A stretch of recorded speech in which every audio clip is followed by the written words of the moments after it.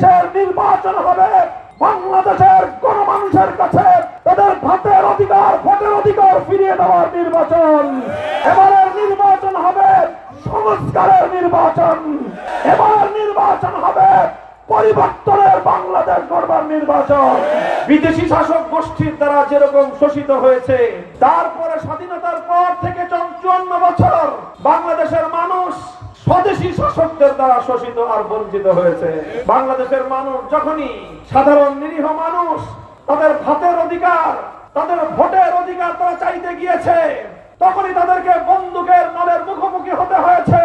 শাসকের বন্দুকের গুলি দেশের সাধারণ মানুষের বুকগুলোকে ঝাঁঝরা করে দিয়েছে। এখন থেকে যেহেতু আমার দেশের স্থানীয় শাসকরা শাসন করবে, কাজেই এখন আর আমাদের শোষিত হতে হবে না, এখন আর আমাদের উপর জুলুম হবে না, এখন আমরা আমাদের ন্যায্য অধিকারটুকু পাবো। কিন্তু দুঃখ আর পরিতাপের বিষয়, স্বাধীনতার পর থেকে 54 বছর অতিক্রান্ত হয়েছে, বাংলাদেশের মানুষ বিদেশি শাসক গোষ্ঠীর দ্বারা যেরকম শোষিত হয়েছে, তারপরে স্বাধীনতার পর থেকে 54 বছর বাংলাদেশের মানুষ স্বদেশী শাসকদের দ্বারা শোষিত আর বঞ্চিত হয়েছে।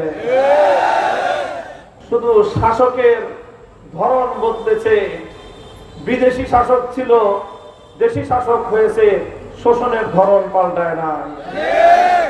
শাসকের ধরন পরিবর্তন হয়েছে, জুলুমের পরিবর্তন হয় নাই। বাংলাদেশের স্বাধীনতার পর থেকে পর্যায়ক্রমে দেশবাসীর উপর একটি সন্ত্রাসবাদ, গুন্ডামি, পেশি শক্তি, আধিপত্যবাদের রাজনীতি প্রতিষ্ঠা করে দেওয়া হয়েছে। বাংলাদেশের মানুষ যখনই সাধারণ নিরীহ মানুষ তাদের ভোটের অধিকার, তাদের ভোটের অধিকার তারা চাইতে গিয়েছে, তখনই তাদেরকে বন্দুকের নলের মুখোমুখি হতে হয়েছে।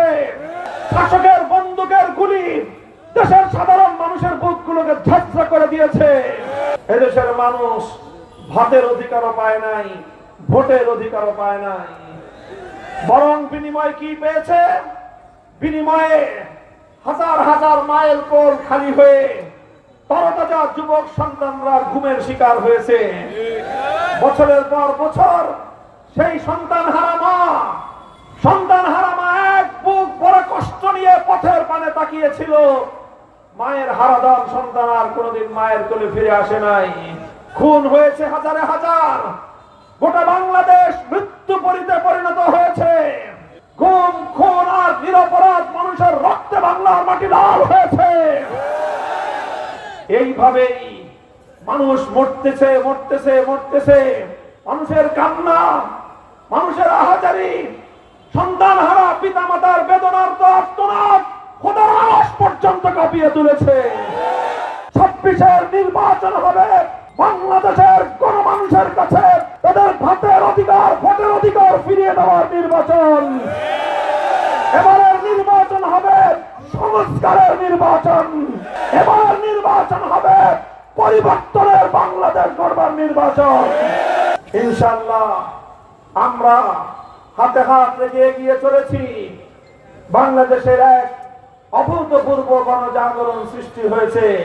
মানুষের অভূতপূর্ব সাড়া দেখে বাংলাদেশ বিরোধী শক্তিগুলো আবার নতুন করে ষড়যন্ত্রের দানা বাঁধতে আরম্ভ করেছে। আমরা হুঁশিয়ার করে দিতে চাই, দেশপ্রেম এবং ইসলামের প্রতি ভালোবাসা, কমিটমেন্ট নিয়ে আমরা যে ঐক্য করেছি, জনগণের অধিকার তাদের কাছে ফিরিয়ে দিয়ে আমরা ক্ষান্ত হব ইনশাআল্লাহ।